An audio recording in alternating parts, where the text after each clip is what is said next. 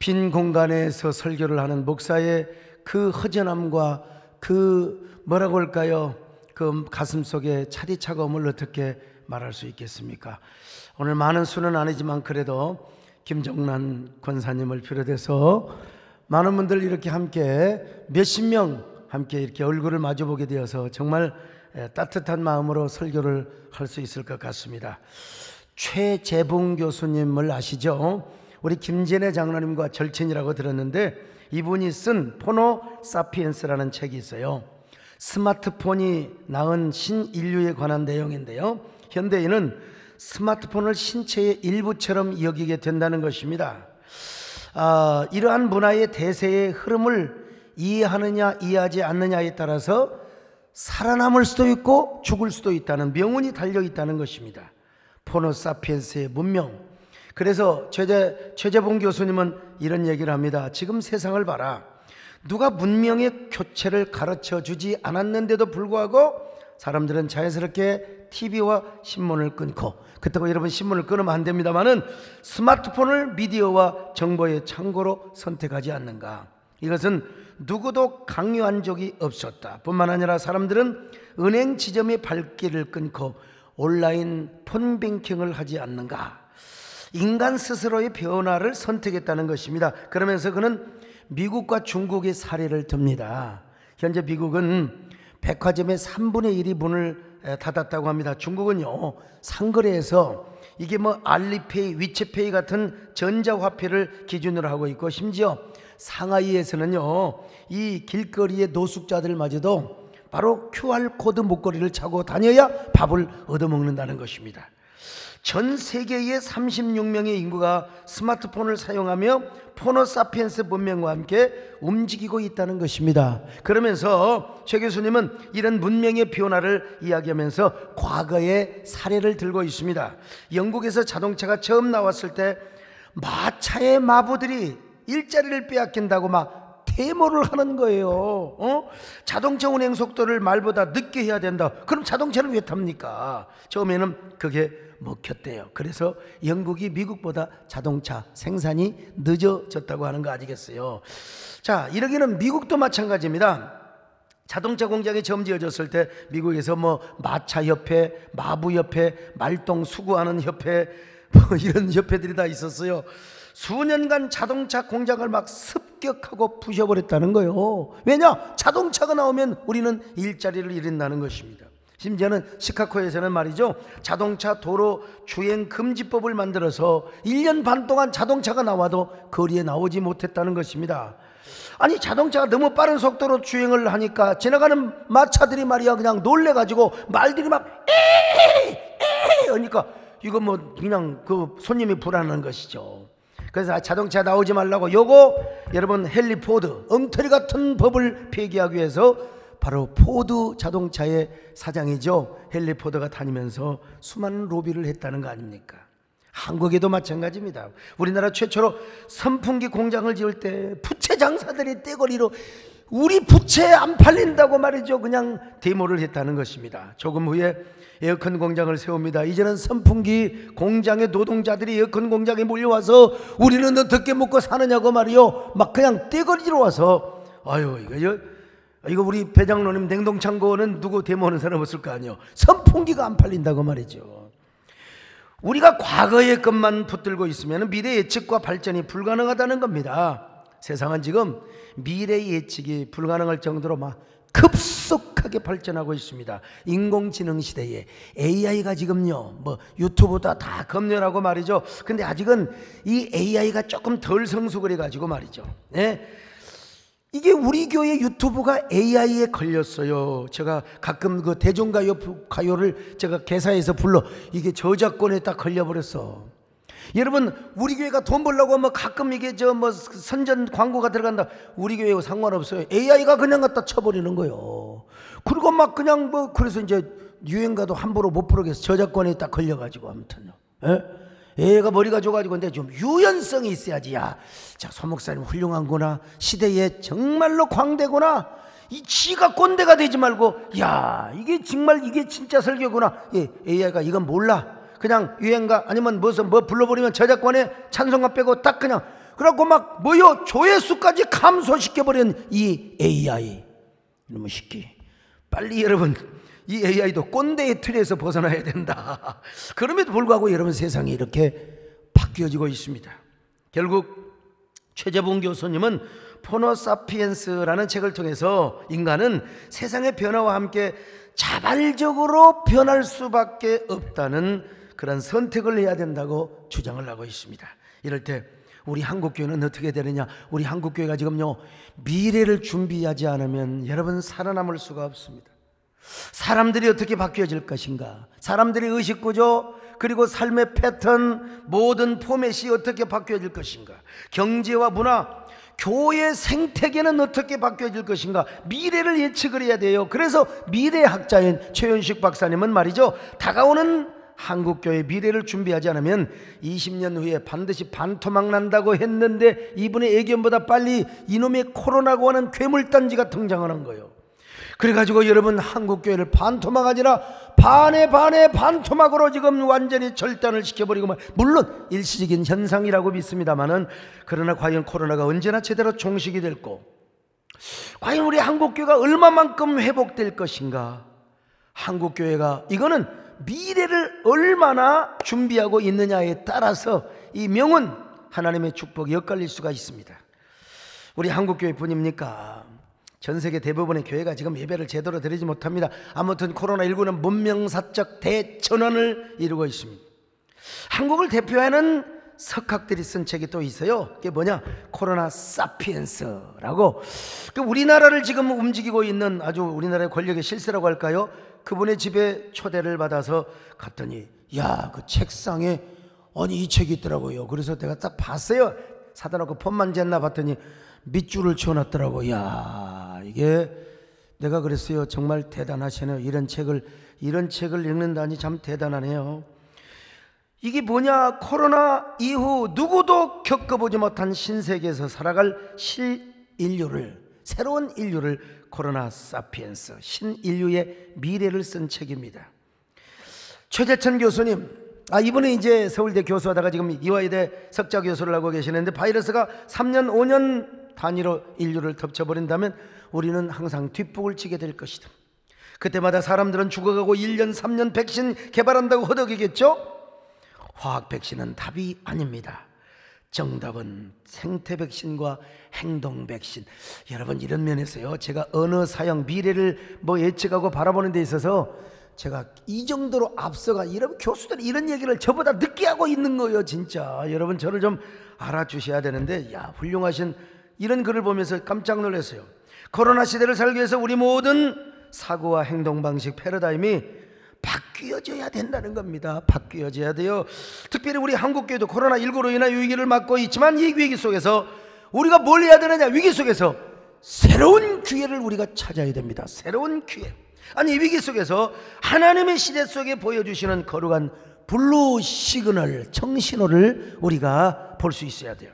사실 우리 교회는 코로나가 닥쳐와도 한 번도 우리는 현장 예배를 포기한 적이 없습니다. 제가 모든 새벽기도, 또 밤기도, 수요단 예배, 밤예배, 철야기도, 아이고 주일 6번, 이거 여러분요, 지금 제 생체 나이 옛날에 조사를 해보니까, 아니 좀 뻥인지는 모르지만 미국의 그 누구요, 정종을 박사님, 아니 제 생체 나이가 80대 90대라는 거예요. 이 말이나 되는 소리입니까? 여러분, 제가 지금 총각같이 생겼는데, 그런데 의학적으로 그렇다는 거예요. 그래서 그냥 남성 호르몬에서부터 있는 거 없는 거 다 제가 처먹었어요. 그래서 여러분, 얼굴도 이렇게 좀 바늘바늘하는데, 아무튼 또 한 번 제가 검사를 해봐야 되겠어요.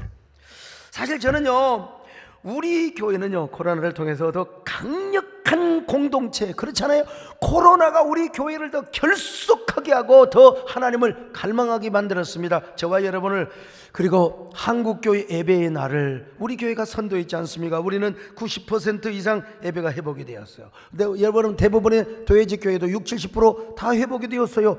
근데 갑자기 코로나가 재확산되면서 우리 한국교회가 여러분 예배에만 우리가 올인을 했어야 돼요. 뭐 소그룹이나 식사 모임, 밥은 집에 가서 먹어야지 왜 교회에서 그냥 밥을 먹어요. 이념 논리에 편승을 해서 교회 본질에서 이탈을 하고, 일탈 집회는 우리가 좀 자제했어야 됩니다, 여러분요. 이 코로나 상황에서는 그러니까 빌미를 주잖아요.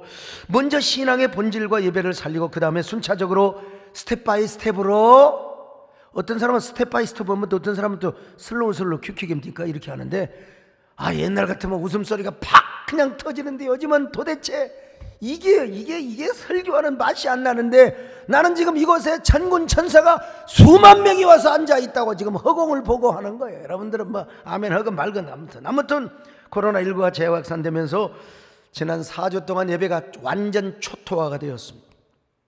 근데 요 근래 사람들이 저한테 막 문자를 보냅니다. 소 목사, 그냥 총회장하는 거 아니요, 정부에게 할 말하고 싸워야지. 정부와 물론 싸워야 될 일이 있으면 싸우고, 여러분 싸워서 될 일 같으면 제가 가장 앞장서서 싸우지요.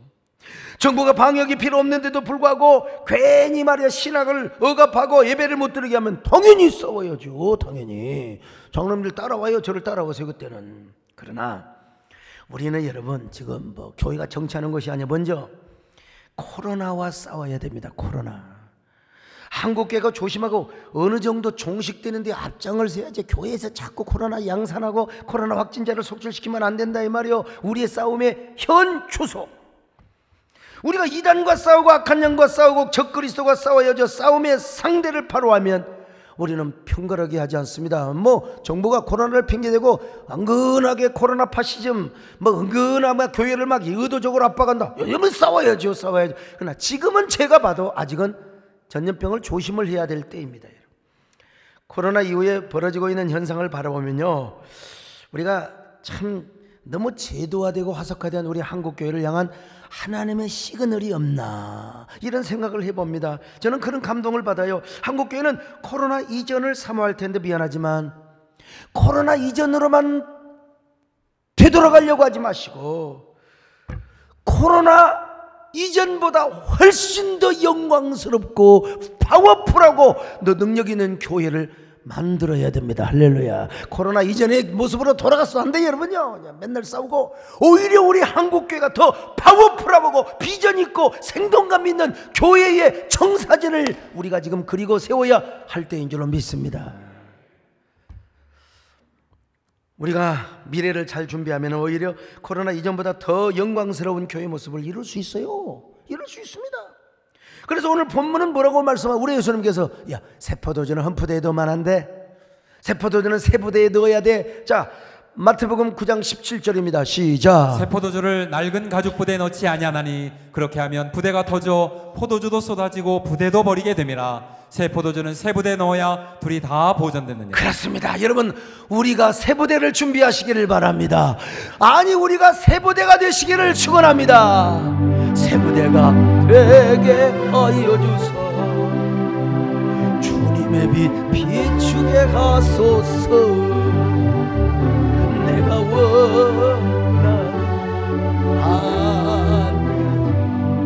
주님의 기쁨이 되게 하여 주시옵소서. 내가 원하는 한 가지 주님의 기쁨이 되는 것. 오늘 본문은요, 세례 요한의 제자들의 질문으로 시작합니다. 마가복음을 보면은 이 바리새인이 와서 질문을 했는데, 아무튼 자, 마태복음 9장 14절입니다. 시작. 그때에 요한의 제자들이 예수께 나와 이르되 우리와 바리새인들은 금식하는데 어찌하여 당신의 제자들은 금식하지 아니하나이까. 금식 중요한 겁니다. 옛날이나 지금이나요. 죄를 향한 자기 자신의 욕망과 육체의 정욕을 통제하는 가장 중요한 방법이 금식하는 거야. 금식.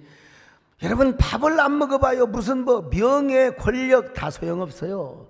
성욕도 뭐라고 할까요? 아무튼 간에 혈기, 배고프면 성질도 못 내요. 그러니까 금식을 하는 것이 우리 자기 절제하는데 아주 얼마나, 근데 예수님께서 그 사실을 부인하지 않았어요. 그러나 예수님께서는 잘못된 금식에 대한 경고를 하십니다. 금식의 본질은 좋지만 어떤 동기에서 어떤 목적으로 금식을 하냐는 거예요. 금식의 정신이 중요하다는 거예요. 본질이 중요하다는 겁니다.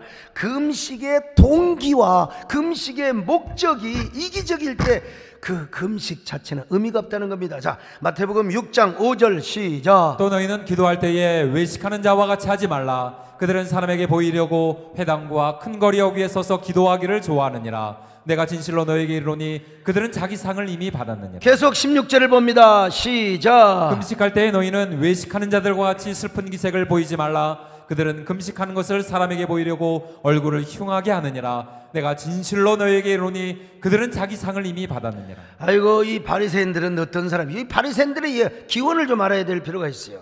예? 바리새파의 기원은 BC 160년경으로 거슬러 올라갑니다. 160년이면 마카비 시대요. 그때 하시딤이라고 하는 사람들이 나라가 이렇게 쪼들리고 나라가 이렇게 망하는 이유는 우리 이스라엘의 종교 지도자들이 거룩하게 살지 못했기 때문입니다. 경건하게 살자. 그래, 경건하게 살기 위한 하나의 방편으로서 일주일에 2번 금식에 월요일 날 금식하고 그 다음에 목요일 날 금식하고 대단한 결단이죠. 이 전통이 내려왔어요.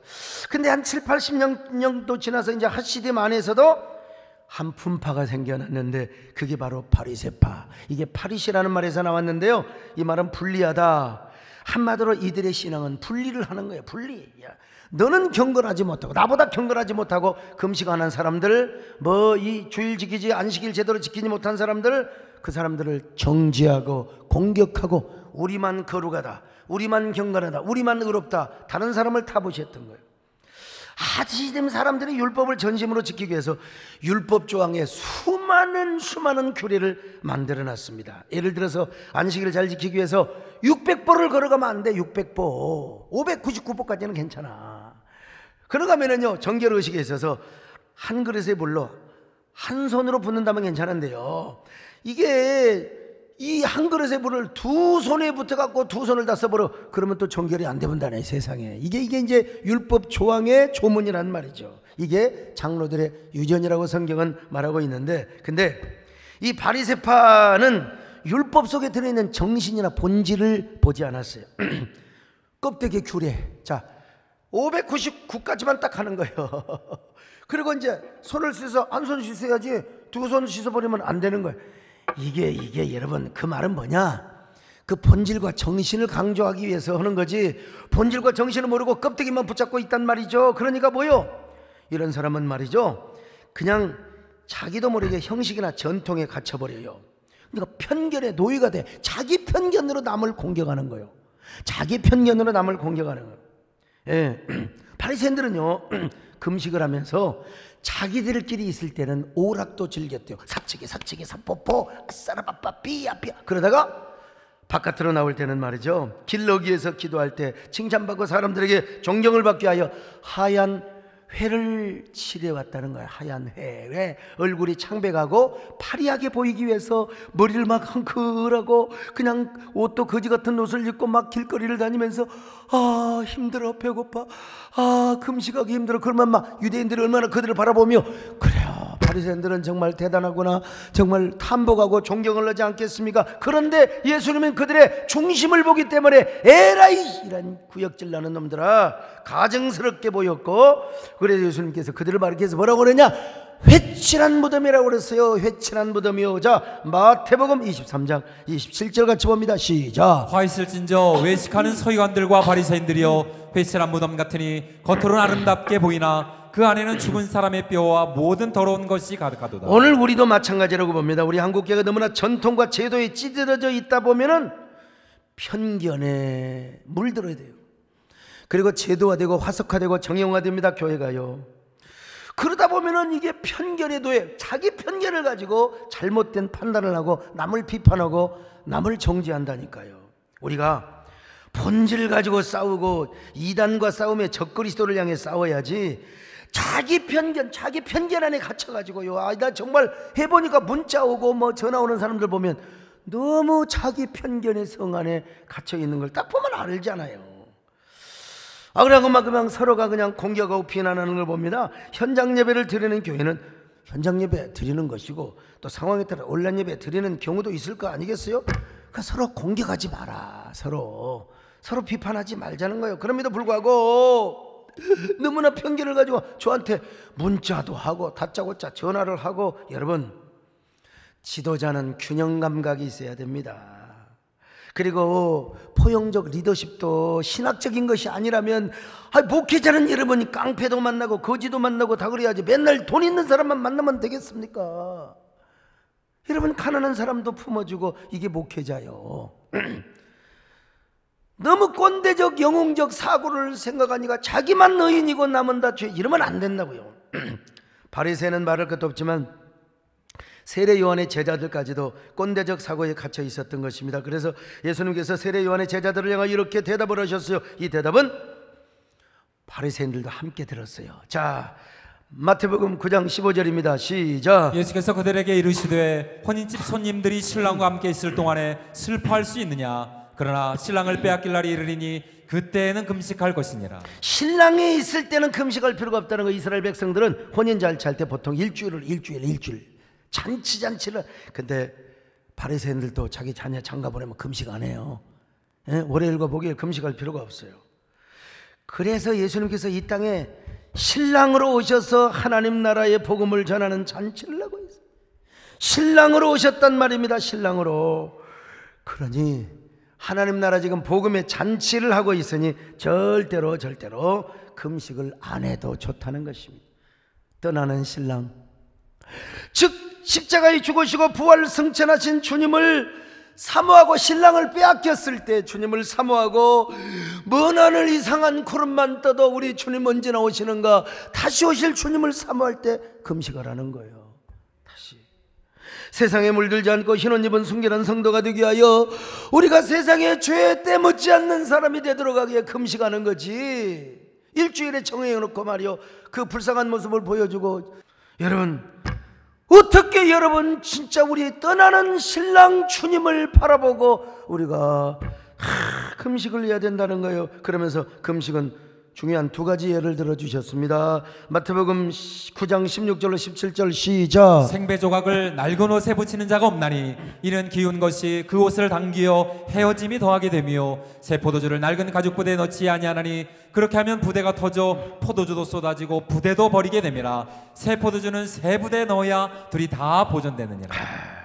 생배 조각을 낡은 옷에 붙이지 말라는 겁니다. 여러분 헌옷이 그냥 누글누글 했는데 새천으로 땜빵을 해가지고 꿰매놓으면 옷이 우섭으로 오히려 더 구부정거려 버려요. 여기서 헌옷은 유대 종교를 말하고 생배 조각은 예수님의 생명을 의미하는 것입니다. 그러므로 예수님의 새 생명으로 태동화될 기독교를 유대교의 제도로 절대로 매이거나 묶게 할 수는 없다는 겁니다. 이해가 되시면 아멘합니다. 기독교는 자유의 종교요, 진리의 종교요, 생명의 종교라 이 말이요. 근데 유대교의 율법으로 묶어놓을 수가 없다는 거예요. 두 번째에는 세수를 낡은 가죽 부대에 넣지 말고 새 가죽 부대에 넣어야 한다는 것입니다. 옛날 유대인들은요 와인을 담갔어요. 이게 포도를 다 이게 보관할 수가 없어요. 날씨가 더우니까 와인을 이제 알코올이 이제 생기잖아요. 계속해서. 그래서 이제 와인을 담가서 마셨는데 멀리 광야길을 떠날 때 이제 와인을 가죽 부대에 넣어서 음료수처럼 마셨어요. 예. 우리는 와인도 먹으면 심장이 따끔하지만 진짜 이게 알코올 쇼크가 일어나요. 근데 이제 이 포도주는 발효작용이 생기니까 와인이 뭐요? 알코올이 생기는 거 아니겠어요? 근데 새 포도주는 아직도 발효작용이 덜 끝날 수 있어요. 그럼 헌부대에다가 넣으면은 이게 헌부대는 이게 수촉이 안 되는 거예요. 그냥 발효작용이 되면 가죽이 찢어버려. 포도주도 그냥 버려버리고 가죽도 버려버리게 되는 거예요. 따라서 새 포도주는 새 부대에 넣어야 된다는 것입니다. 그래야 여행 중에도 터지지 않아요. 신축성이 있기 때문에요. 가죽의 유연성이 있기 때문에. 그래서 사막 한가운데에서도 물이 없으면 포도주를 마시게 되고. 이건 어디까지나 애화인데요. 자, 그러면 여기서 새 술은 무엇을 말하느냐? 새 와인은 영원한 생명을 담고 계시는 예수 그리스도를 말합니다. 예수 그리스도를 술로 새 와인으로 비유를 하셨어요. 그리고 새 부대는 무엇을 말하냐? 여러분 예수님의 복음과 기독교 신앙을 가진 성도들의 마음, 교회들의 그릇, 여러분 교회를 말하는 겁니다. 그러므로 예수 그리스도의 새 생명과 기독교 신앙을 유대교의 전통이나 율법 가지고 배워놓을 수 없다는 겁니다. 나 자유 얻고 너 자유 얻었는데 그런 그 규율 가지고 장로들의 전통을 가지고 어떻게 배워놓을 수 있겠어요? 새로운 은혜와 생동감이 넘치는 기독교 신앙을 어떻게 유대의 그 어떤 규례나 이런 그 장로들의 유전으로 묶어놓을 수가 있느냐 이 말이요. 새 술은 새 부대에 담아놔야 된다. 오늘 또 이게 설교하는데 아유 우리 목사님 뭔 설교했냐, 술 얘기만 매 했다고 말이요. 또 이런 사람이 있을까 싶어요. 아무튼 간에 새술은 새 부대에 담아야 된다. 예수님의 생명과 은혜는 유대의 종교가 아닌 교회와 기독교를 통해서만 담을 수 있다. 할렐루야. 예수를 믿는 사람만 담을 수 있다는 것입니다. 얼마나 위대한 대신앙의 혁명이요 종교의 대전환입니까? 근데 이 말씀을 유대교, 기독교 이렇게만 딱 그냥 우리가 끝나면 안 됩니다. 이 말씀을 오늘 우리 현실에 대입을 하고 적용을 해야 돼요. 다시 말하면 예수님의 새술과 은혜와 새 생명을 담기 위하여 우리는 항상 새 부대를 준비해야 된다는 거예요. 새 부대.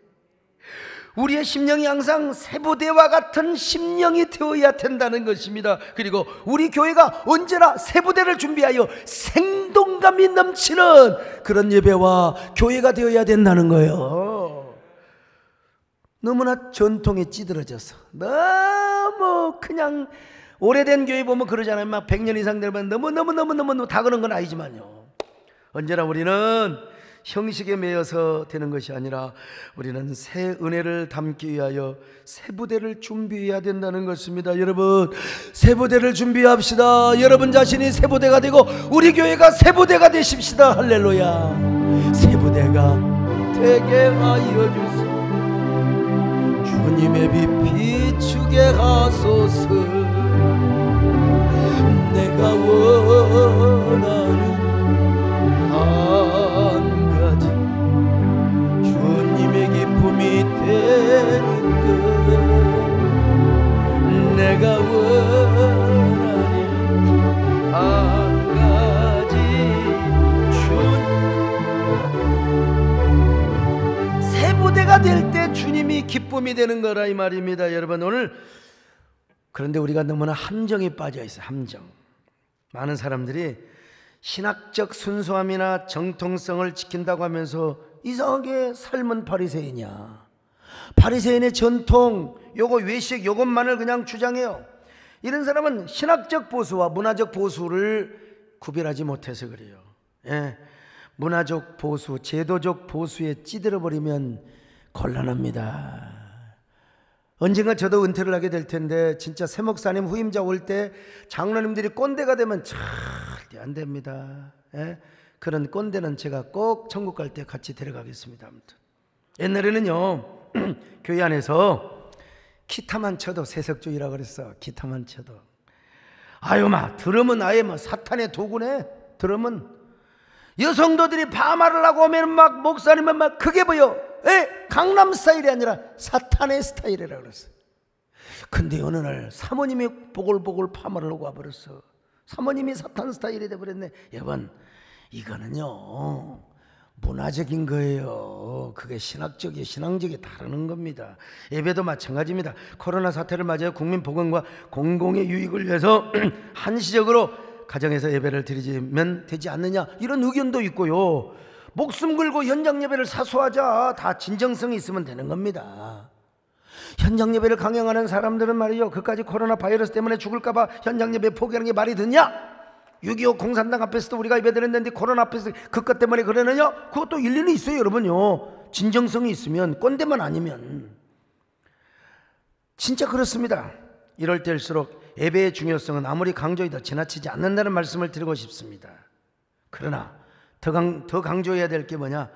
예배를 드리다가 교회에서 확진자가 집단적으로 발생을 하면서 기독교인들이 욕을 먹고 전도문이 이전보다 더 막히고 기독교가 신천지처럼 이렇게 비춰지게 된다. 그렇다면 그거는 다시 한번 생각해 봐야 될 문제입니다.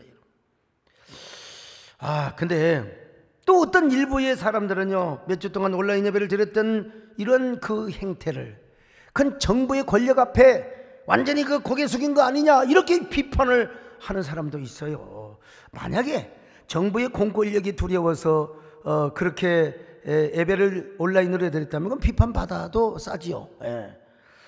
아유, 그러면서 이제 그러나 순교적인 각오로 맞서서 현장 예배를 강행해야 된다. 물론 순교의 각오를 가지고 현장 예배 드리는 거 아름답죠. 정말 애찬합니다. 존경합니다. 박수칩니다. 근데 다시 말씀드립니다만은 남의 귀중한 생명을 해치거나 일반 불신자로부터 교회가 신천지 이단처럼 손가락질을 받게 되고 이런 그 부정적인 뭐라고 할까요? 악순환의 연속이 계속된다면 우리 교회는 또 유연성을 가지고 다시 생각해 봐야 돼요. 여러분, 저희 교회는요, 아무리 코로나가 기승을 부릴 때도 현장 예배 언제 중단을 했습니까? 우리 교회는 다 드렸습니다. 오히려 현장 예배를 살리는 운동을 했고요. 아이고, 여름 수련회도 얼마나 성대하게, 저 보세요. 자, 여러분, 얼마나 성대하게 했습니까? 그러나 우리 교회 주변의 인근 두 고등학교에서 집단적으로 확진자들이 발생을 해버렸어요. 우리 교회 고등부 애들 대부분이 다 그 학교를 다녔는데 얼마나 여러분 제가 긴장을 했겠습니까? 게다가 우리 교회로부터 1km, 1.3km밖에 안 되는 어느 교회에서 거의 200여 명의 확진자가 나와버렸다. 그래서 우리 동네는 옛날 대구처럼요, 거의 죽은 도시가 몇 주 됐지 않습니까? 더군다나 오늘 간증을 하신 우리 한종길 난수 집사님이 교회 나가기는 그 교회 나가는 두 부부와 마스크도 벗고 식사를 하고 차를 마시고 세상에 지랄을 뜨신 거야. 참. 근데 알고 봤더니 그 두 부부가 확진자였어요. 다 격리 조치됐어요.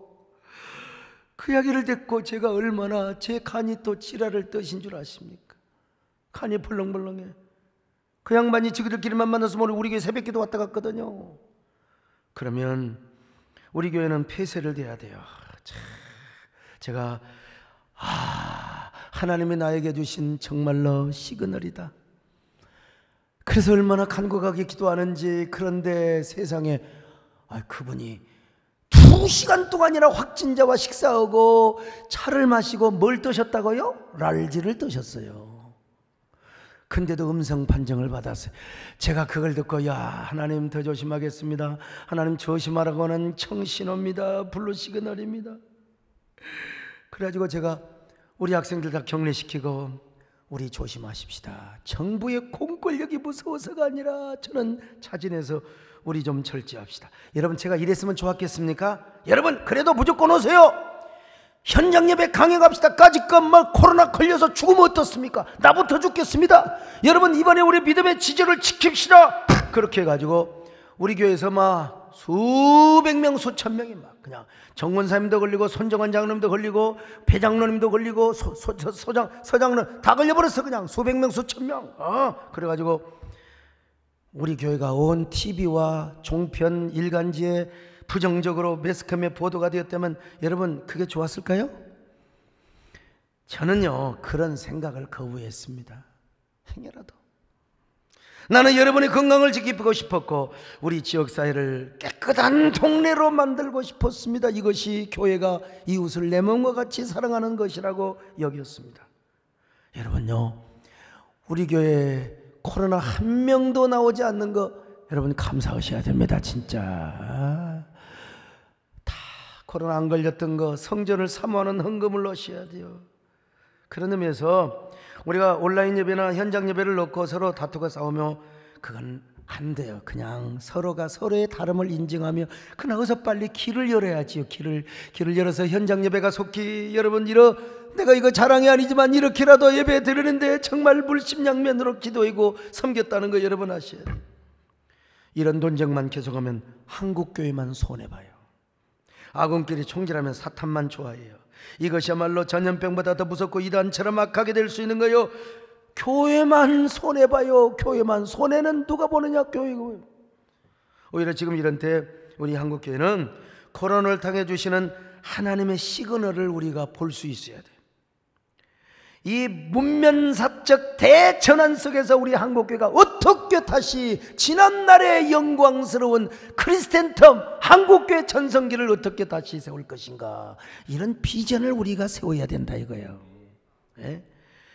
결코 꼰대적인 편견과 고집을 가진 교회는요 절대로 일어날 수 없습니다. 도태를 당하게 되어 있어요. 우리 교회 연구 목사님이신 신성욱 교수님이 계세요. 이분은 아시아 연합신학교 대학과 대학원에서 설교학과 예배학을 가르치는 분인데 최근에 설교 3종주라는 책을 내셨어요. 이 방송을 듣거나 오늘 유튜브 또 우리 목사님들께서는 이 책을 반드시 꼭 읽어보셔야 돼요. 그러면 저보다 더 설교를 잘할 수 있습니다. 제가 볼 때 이분도 보수적이세요. 보수적. 그래갖고 은근히 좌파 정보에 대해서 못마땅하게 그런 생각을 하고 계세요. 근데 그럼에도 불구하고 교회는요, 코로나 확산의 원상이 되어서는 안 된다고 주장을 하신 분이요, 저한테 정말 신앙적이면서도 합리적인 권면을 목사님 잘하고 있습니다. 참 여러분, 저는요 여러분이 옆에 계신 게 너무 좋아요. 목사님, 코로나 죽으면 어떻습니까? 우리 그냥 밥 먹다가 죽으면 그것도 순교입니다. 이런 사람만 옆에 다 있으면요, 저도 또 그런 사람이 될 수 있을지 모르는데요. 삼성전자의 권효현 회장도 초격차라는 책에서 이런 이야기를 했어요. 새로운 문명과 변화를 거부한 집단은 항상 쇠퇴했다는 사실을 역사가 증명하고 있다. 변할까 말까? 이것은 선택이 아니라 필수다. 지금 우리는 미래 예측이 불가능한 상황 속에 살고 있지만 미래 예측을 하면서 뚜벅뚜벅 걷다 보면 뭐가 보여? 길이 보이는데 미래가 보인다는 거예요. 미래가. 저도 잠시 이런 책을 보면서 묵상하며 기도를 했어요. 이런 생각을 해봤어요. 이러한 때야말로 우리 모두는 사도행전적 신앙과 초대교회 신앙을 회복해야 된다. 정형화되고 화석화된 교회, 그리고 세상으로부터 칠시받고 조롱받는 교회 모습으로는 더 이상 안 된다. 성도도 목회자도 교회도 새로 거듭나야 된다. 이 교리적인 거듭남을 말하는 게 아니에요 지금. 문화적, 행태적 새 부대를 우리가 준비해야 된다. 오늘의 교회는 초대교회 공동체의 모습으로 다시 태어나야 된다. 그래서 모이면 불타오르고 흩어져도 문제없는 초대교회. 우리는 너무나 제도적이고 전통으로 찌그러진 의식에만 갇혀있지 않는가. 예배의식과 교회 모습도 변화될 수 있다. 물론 우리가 이 공동체 교회는 반드시 우리가 지켜야 되지만, 근데 진짜 코로나 상황 속에서도 전쟁통에서도 변하지 않는 것이 딱 하나 있어요. 그게 뭐죠? 하나님의 말씀이고 예수 그리스도의 복음임을 믿습니다.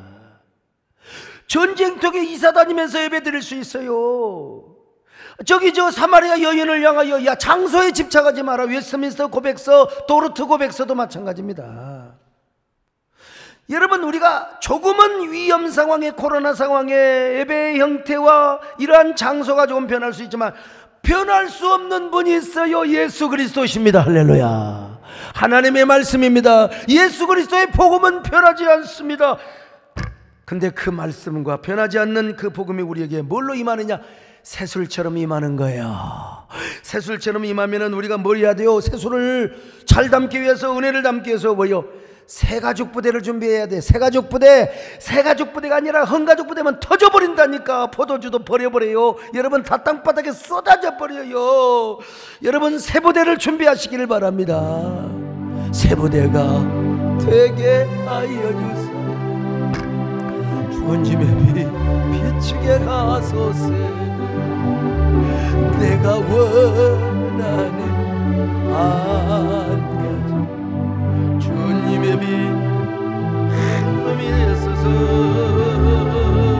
내가 원하는 한 가지 주님의 기쁨이 되는 것. 사막 여행을 가다가 헌부대에다가 새술을 넣어서 쫙 찢어져가지고 포도주가 다, 그러면 얼마나 허전하고 허탈하겠어요. 옛날에 평양 다녀왔는데 그 구렁이 술이요, 그냥 구렁이 술이야. 이걸 갖다가 이제 옛날 그 어느 경기 지사님한테 갖다 주라고. 그런데 그걸 도의 의장이랑 같이 오다가 중국의 황아무개 박사님이 공항에서 잘못 들어가지고 이 비단 황구렁이로 샤 해가지고 그냥 구렁이 술이 얼마나, 유성원 장로님 입맛 다시네. 아무튼 아이고 그 큰 병의 술을 갖다가 공항에 잘못해갖고 이게 떨어뜨려서 깨져버렸어요. 죽은 구렁이가 싹. 날 잡아먹어. 그래가지고 그때 도의 의장님이 말이야 그냥 아주 육두문자를 쓰면서 잘들제 힘을 우리가 세부대를 준비해야지 포도주가 은혜가 찢어지면 되겠습니까 여러분? 우리가 뭘 잡아야 변하지 않는 예수 그리스도의 복음을 붙잡아야 됩니다. 본질을 붙잡아야 돼요. 하나님의 기쁘심을 붙잡아야 되는 거예요. 그러면서 우리가 변해야 할 것은 과감하게 변해야 된다니까요. 과감하게. 세상은 문화적 대변혁을 이루고 있는데 우리만 꼰대로 남아서 되겠습니까? 꼰대는 청중에게 감동을 못 줍니다. 오히려 걱정만 끼쳐요. 세상과 소통을 할 수가 없습니다. 그러므로 꼰대보다 나은 게 광대가 더 나아요. 광대. 왜냐하면 청중을 감동시키고 그러면서 사랑과 섬김 시대의 언어를 제시할 수 있잖아요. 교회가 결코 이기적인 집단으로, 꼰대의 집단으로, 목사의 설교가 꼰대의 설교로 비춰져서는 절대로 안 됩니다. 이웃의 생명을 전혀 배려하지 않고 이웃이야 죽건 말건 우리만 종교의 자유를 누리는 꼰대들이 되어서는 안 됩니다. 초대교회 성도들은 전염병이 올 때 여러분 예배만 드릴 뿐만 아니라 나가서 죽어가는 사람들을, 그러니까 오히려 파라볼로노이라는 별명을 받았어요. 우리는 지금 그렇게 하고 싶어도 근데 의료진들이 다 해요. 우리가 할 수 있는 것은 이웃의 생명을 존중히 여기며 어떻게 지역사회를 잘 섬길 것인가. 그뿐입니까? 시대와 역사를 의식하며 민족을 품을 뿐만 아니라 미래의 가치와 비전을 제시하는 교회가 되어야 우리 민족 종교가 될 수 있고 계속해서 우리는 전도할 수 있습니다. 한국교회, 초대교회는 민족에게 추앙을 받는 민족 종교로 자리매김을 가졌습니다. 그래서 우리 한국교회도 세부대를 준비하며 뉴 페이스, 뉴 리더가 되어야 된다는 겁니다. 그러기 위해서 우리가 세부대를 준비해야 된다는 거예요. 우리가 세부대가 되어야 된다는 겁니다. 우리 한국교회가 세부대를 준비하지 못하면 그대로 낡은 부대, 꼰대로 남아있으면 여러분 한국교회는 희망이 없어요. 그래서 우리가 코로나 이후에 하나님이 준비하신 새 은혜를 담을 세부대, 우리 하나님은 지금도 은혜를 주고 있고 코로나 이후에 더 귀한 은혜를 우리에게 주실 수 있어요. 그거 담으려면 세부대를 우리가 준비해야 된다 이 말입니다. 여러분 우리 한국교회가 다시 일어날 수 있습니다. 여러분이 일어나면 우리 한국교회 일어날 수 있습니다. 다시 부흥의 전성기를 우리가 맞을 수 있어요. 이 어려운 때에 제가 이제 또 교단 총회장이 될 거예요. 이 어려운 때 한국교회 십자가를 질며 나갈 겁니다. 여러분 함께 뉴 페이스, 뉴 리더가 되며 세부대를 준비하며 우리 모두 새로운 전성기를 맞이했으면 좋겠습니다. 그런 저와 여러분 되시기를 주의 이름으로 축원합니다. 새롭게 하소서, 새롭게 하소서, 새롭게 하소서, 늘 새롭게 하소서.